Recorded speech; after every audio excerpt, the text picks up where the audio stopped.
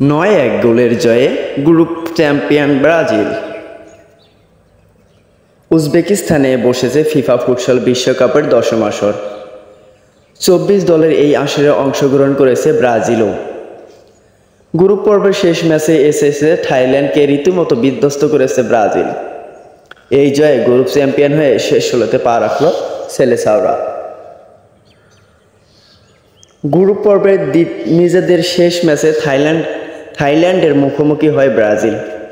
ম্যাচটিতে তারা ৯-১ গোলের বিশাল ব্যবধানে জয়লাভ করে। ব্রাজিলের হয়ে ৩টি গোল করেন মার্সেল, জোড়া গোল করেন পিটো এবং একটি করে গোল করেন ফেলিপ ভালেরি ও ফেরাও, আর একটি গোল আসে আত্মঘাতী থেকে। অন্যদিকে থাইল্যান্ডের একমাত্র গোলটি করেন মোহাম্মদ ওসমান মুসা।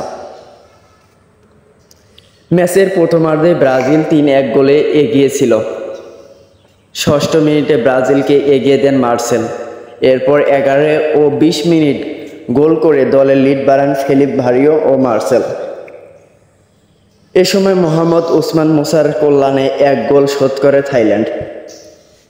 বিরতি থেকে ফিরে ২ মিনিটের মাঝে ২টি গোল করেন পিটো ও মার্লন। দলের ষষ্ঠ গোল আসে আত্মঘাতী থেকে। সপ্তম থেকে নবম গোল করেন যথাক্রমে পিটো, মার্সেল ও ফেরাও। এই জয়ে গ্রুপ বি থেকে পূর্ণ ৯ পয়েন্ট নিয়ে গ্রুপ চ্যাম্পিয়ন হয়ে শেষ ১৬তে উঠল ব্রাজিল ফুটবল দল।